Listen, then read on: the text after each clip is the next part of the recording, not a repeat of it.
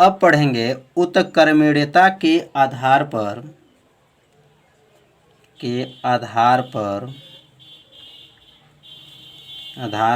पर सेल के प्रकार।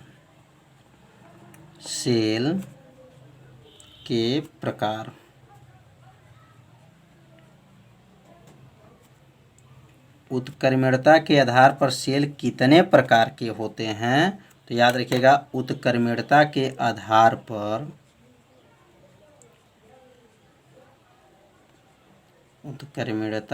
आधार पर सेल जो हैं दो प्रकार के होते हैं। आधार पर सेल दो प्रकार के होते हैं। दो प्रकार के होते हैं।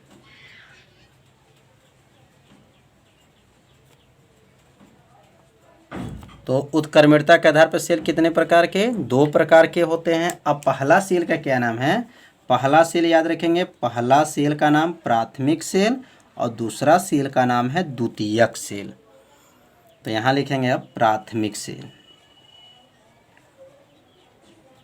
प्राथमिक सेल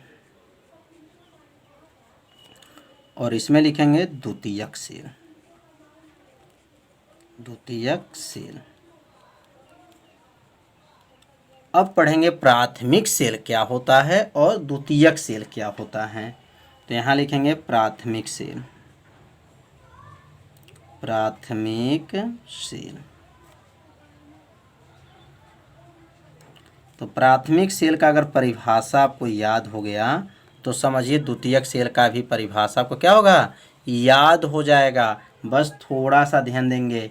तो वे सेल जो पुनः चार्ज नहीं किए जा सकते, ऐसे सेल को प्राथमिक सेल कहते हैं। कितना आसान है। तो यहाँ उत्तर लिखेंगे वे सेल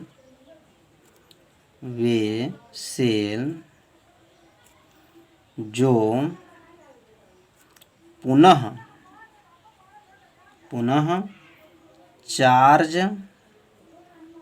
चार्ज नहीं किए जाते हैं, नहीं किए जा सकते हैं,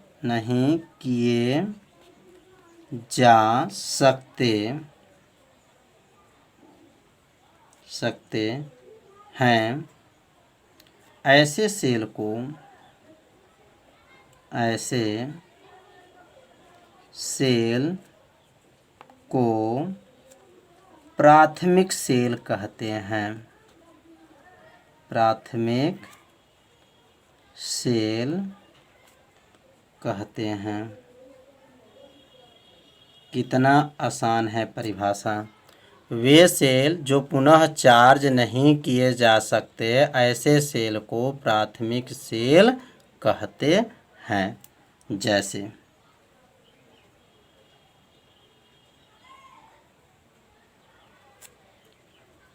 अब यहाँ पहला जो है शुष्क सेल। जैसे कौन कौन सेल हैं? तो शुष्क सेल है। Leclanche cell. Leclanche cell. Mercury cell. ये सब सेल क्या हैं? इन्हें पुनः जो है चार्ज नहीं किए जा सकते। तो पहला जो है शुष्क सेल है, लैक्लासे सेल और मरकरी सेल। तो यह प्राथमिक सेल में आते हैं। अब हम सीखेंगे द्वितीयक सेल क्या है। द्वितीयक सेल। तो द्वितीयक सेल का परिभाषा तो समझ गए होंगे क्या होना चाहिए। वे सेल जो क्या है? चार्ज किए जा सकते हैं, पुनः जो है चार्ज किए जा सकते हैं, ऐसे सेल को क्या कहेंगे? द्वितीयक सेल कहते हैं।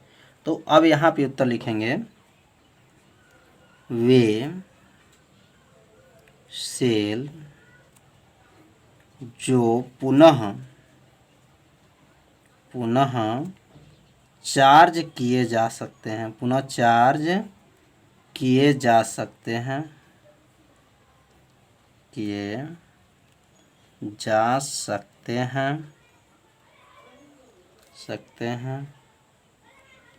ऐसे सेल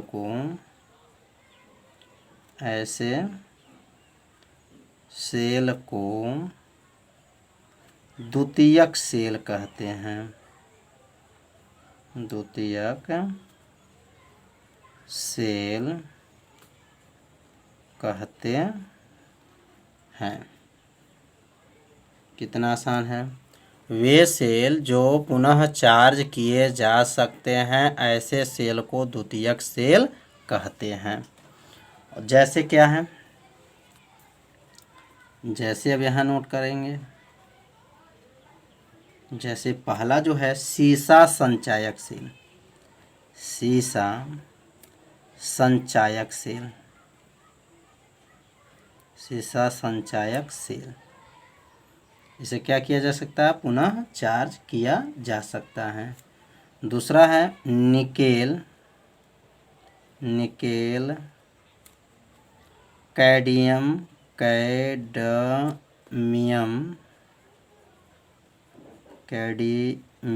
सेल। निकेल जो होता है निकैल कैडमियम सेल होता है। तो यह सब किस में आते हैं, तो यह द्वितीयक सेल में आते हैं। तो समझ में आ रहा होगा कि उत्क्रमणीयता के आधार पर सेल कितने प्रकार के बताया गया, 2 प्रकार, प्राथमिक सेल और द्वितीयक सेल। तो परिभाषा को अपने कॉपी में क्या कीजिए, नोट करते भी चलिए। अब पढ़ेंगे धारा दक्षता क्या होता है। धारा दक्षता की परिभाषा समझेंगे। धारा दक्षता,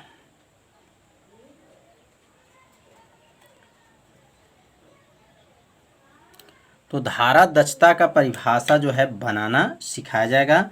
पहले धारा दक्षता का सूत्र लिखा जाएगा। तो धारा दक्षता का सूत्र क्या होता है, धारा दक्षता बराबर होता है, याद रखिएगा, वास्तविक, क्या होता है, वास्तविक प्राप्ति, क्या लिखेंगे, वास्तविक प्राप्ति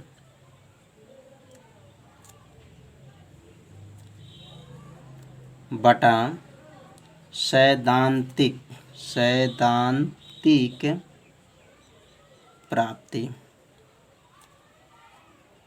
अब इसी सूत्र से धारा जो दक्षता का परिभाषा बना सकते हैं। तो इस सूत्र को पहले अपने कॉपी में नोट कर लीजिए। अब इसी सूत्र से हम लोग इसको परिभाषा कैसे बनाएंगे, अब इसके नीचे परिभाषा को लिख सकते हैं। बस थोड़ा सा आपका ध्यान इस वीडियो पर दीजिए, आपको पूरा समझ में आ जाएगा। तो धारा दक्षता क्या है, तो कहेंगे किसी सेल में वैधधारा प्रवाहित किया जाता है। किसी सेल में क्या किया जाता है, धारा प्रवाहित किया जाता है। तो ये वास्तविक प्राप्ति, क्या प्राप्ति, वास्तविक प्राप्ति और सैद्धांतिक प्राप्ति के अनुपात को, ये बटा को अनुपात कहते हैं, कि अनुपात को धारा दक्षता कहते हैं। पहले ऊपर का नाम लिखेंगे वास्तविक प्राप्ति और क्या कहेंगे, सैद्धांतिक प्राप्ति के अनुपात को धारा दक्षता कहते हैं। कितना आसान परिभाषा है। तो बस इसकी परिभाषा जो है ऊपर का नाम लिखिएगा और नीचे का और अनुपात धारा दक्षता बोल सकते हैं। तो नीचे परिभाषा को लिख सकते हैं, किसी सेल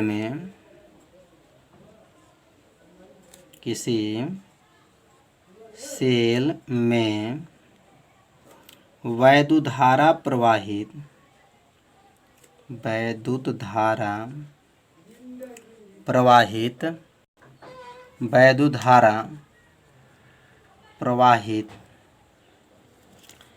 करने पर वास्तविक, ध्यान देंगे,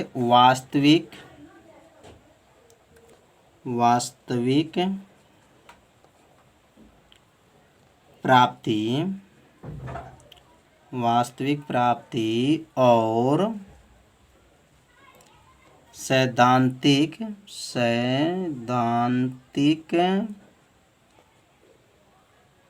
प्राप्ति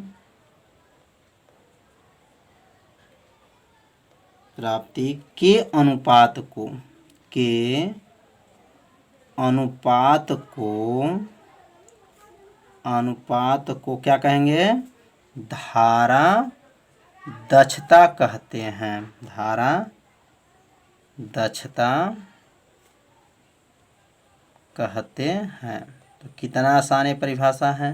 तो परिभाषा किससे बना है, तो सूत्र से परिभाषा को बनाया गया है। तो किसी सेल में वैद्युत धारा क्या किएंगे, प्रवाहित करते हैं, या प्रवाहित करने पर जो वास्तविक प्राप्ति, जो अंश में था क्या था, वास्तविक प्राप्ति था, और सैद्धांतिक प्राप्ति के अनुपात को क्या कहते हैं, धारा दक्षता कहते हैं। यह मात्रकहीन और मात्रकहीन राशि, मतलब इसका मात्रक नहीं होता है, क्योंकि वास्तविक प्राप्ति और सैद्धांतिक प्राप्ति दोनों का जब मात्रक रखा जाएगा तो दोनों मात्रक कट जाएगा, तो यह मात्रकहीन राशि है। तो समझ में आ गया होगा।